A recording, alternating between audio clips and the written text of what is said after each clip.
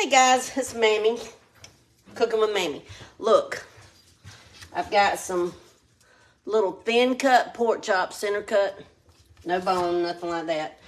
And you know, if you're on keto, which we're not on keto, we're doing intermittent fasting, but this is a good way if you were on keto, or if you just simply like them cooked this way, pork chops. I'm not much on pork, period, but I like these little pork chops like this because I like to cook them. You'll see, plain without the flour and stuff.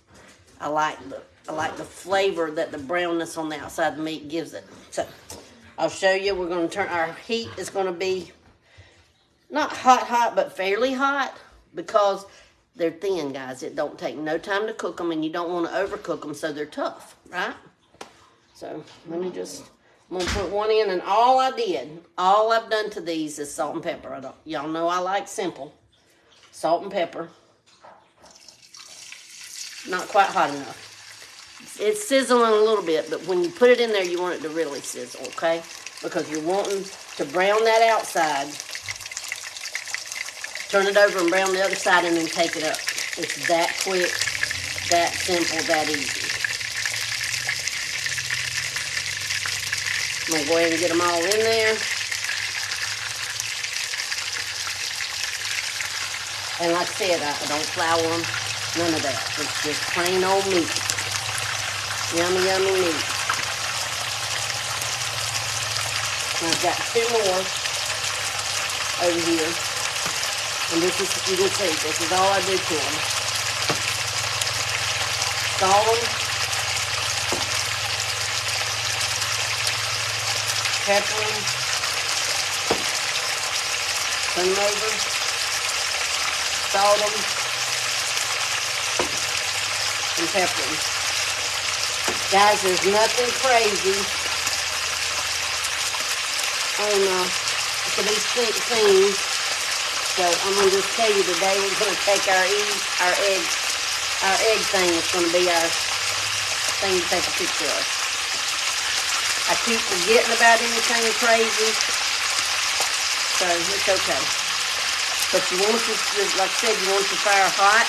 These really kind of flash fry. All you really want on the outside to get a little brown. Now this one's wanting to kind of bubble up here a little bit. See right there, he's kind of turned up a little bit, and that one is too. If you'll cut, and I didn't think about it, but if you'll cut that fat on the edge of them, if there's any fat, if you'll cut it first, it'll keep them from doing that. It does it because the fat does that. So I've got my fire pretty warm. Matter of fact, it's on about 9. And I do want them to get brown on the outside. I'm just pushing them down.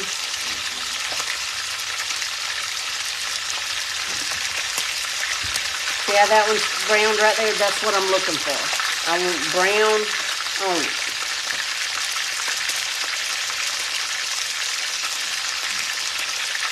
And I should have thought to cut the fat before I put them in there. See how, look there. That's what I'm looking for. I want it to brown. See there?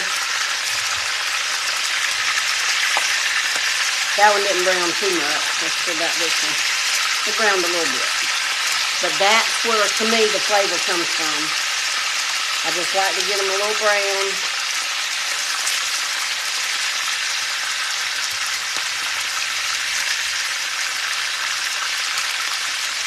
Go ahead and stick these in there because there should be plenty of room.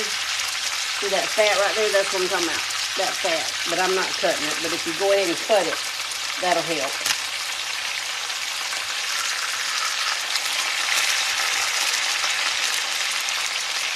But the key is to just not fry them too long. And have your grease real hot. And then put them in there. Cut your fat first so it don't bubble up on you. When it bubbles, it kind of prevents it from browning real good. But oh, they're so good like this. And so simple. Drain them on some paper towel or something, you know, so you can get them good and drained.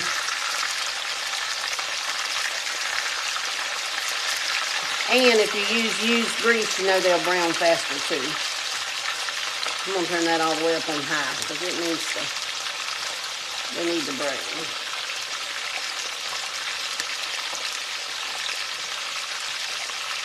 But also, another key, if you cook them in a cast iron skillet. Sonny's cast iron has not been brought back in the house yet. It's still out there in the shed. So, we don't have any cast iron to cook them in here.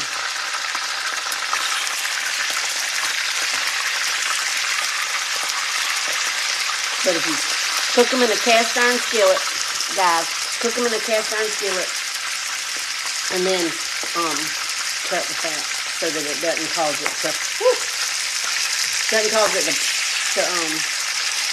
bubble up. And then you'll have it made. They'll be delicious. And you can get them a little bit crispy. They're get a little tough if you get them too crispy. But they're so good. That brown on the outside of the meat just gives it a good flavor. Of course, the brown flour does too. But this way is a little bit more healthy for you because you're not eating all the breading. So, and I don't know why. If y'all know more about pork than me, I don't know why all this cooks out since there's no breading. All the brown around the edges, but it's okay. We don't care. Sonny and the babies are gone with Dusty and Jesse out to eat for Jesse's birthday. They did invite Mammy, but I didn't feel like going tonight. I still got quite a bit of stuff I want to get done. I'm going to do that cow picture, and I'm going to do another Dutch pour tonight.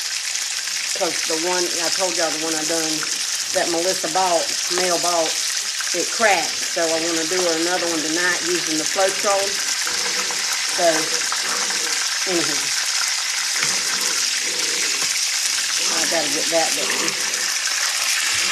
You see how brown this one got? That's how I like them. Ooh, y'all ain't seeing it. Like that.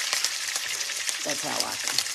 But if I had cut my fat to where it would not bubble up, they'd brown better. And if I'd had the cast iron skillet, they'd have browned a lot better. But they're still going to taste delicious, guys. And you don't have all the bread to go with it. So.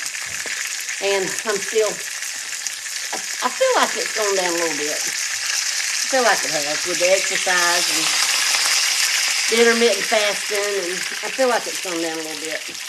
I feel better. See, this one's pretty too. Look at that. Pretty.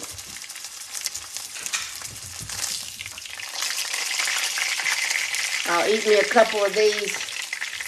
And you can make a sandwich with them, but then you have the bread, of course. But I'll eat a couple of these, and then I'll go on back home. And in a little bit, I'll come live and do the cow thing. And we'll do that Dutch pour. All right? I love you guys. Y'all go have a good night.